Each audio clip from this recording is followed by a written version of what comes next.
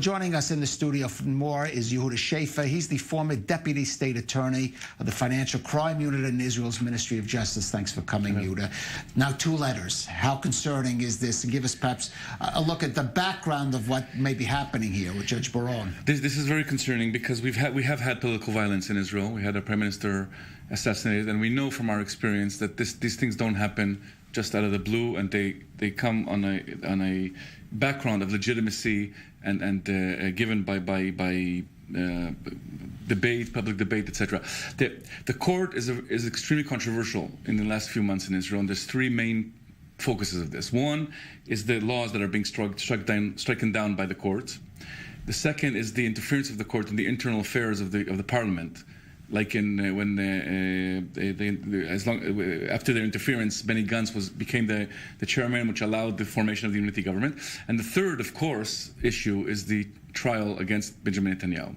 And because of this, many politicians have been inciting against the court, saying the court has become political, the court has become a legal dictatorship, the court has a political agenda, has a left-wing agenda, there's a legal party, all kinds of very, very bad, insightful statements made by politicians, which are and could be the background for violent acts either by lone wolves just being inspired by this, or people who have a specific interest. Right. But they need this public support to actually escalate this to actual violence or actual threats. You mentioned politicians, and one who has been accused of that, or certainly some of his close associates have been accused of that, is Prime Minister Netanyahu, and who responded to this attack by linking it to some incidents where he says he is. Yeah, well, I don't think that was a proper response, actually.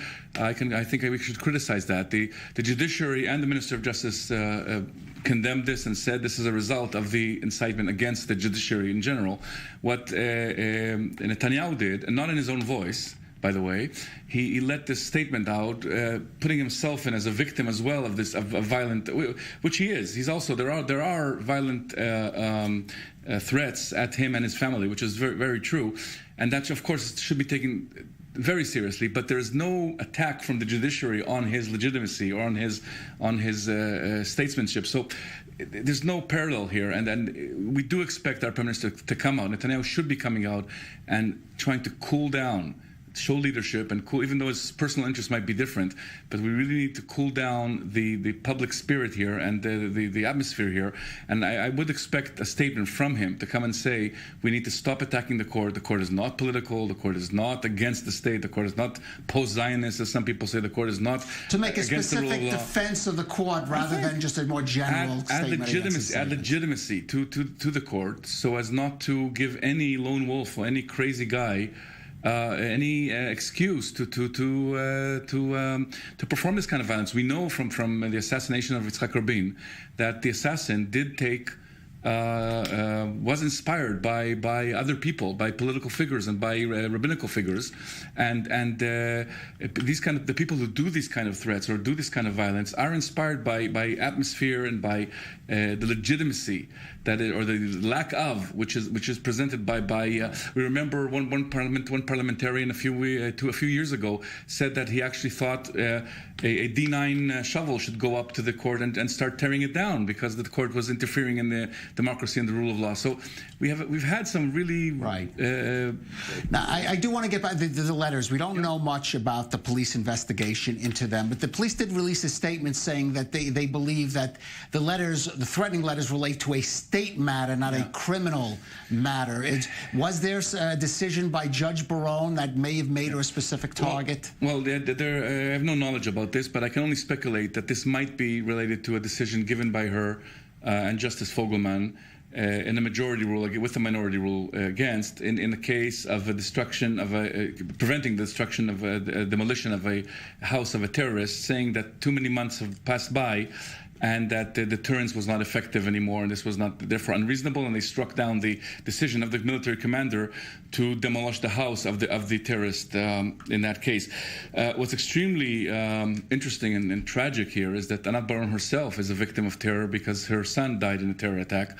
So she's the last person who can be accused of not understanding the gravity of this situation. So her own son, Judge Baron, her own son died in a terror attack, and she made a ruling against the destruction in another case, of course, of a home of a terrorist. And this is very much in line with the tradition of the judiciary in Israel, of being totally independent and totally in its decisions, taking a very, very independent act. Menachem Begin, the leader of the right wing, the mythological leader of the right wing, the former prime minister, used to say, Menachem Begin, that there are judges in Jerusalem, and we must respect their decisions. Yesh shoftim b'Yerushalayim. And this statement coming from the right wing, even though the court was deciding decisions that were limiting at the time the right, for instance, of setting up settlements in private land, Palestinian land, etc., something we just spoke about a few evenings ago. This statement from Menachem Begin was such an important statement in adding legitimacy to the court. I expect, and we all expect, similar statements to be given now by Benjamin Netanyahu. Right. I just want to point out it was a biblical verse, of quite a famous one, that Menachem Begin was quoting. Absolutely, so it was absolutely. But in a very political context, and adding legitimacy to the court. Right. Putting it in, rooting in a Jewish tradition. Absolutely. Of the rule of law. Right. Supremacy of the rule of law. Yehuda Shaffer, again, thank you for joining us on The Rundown.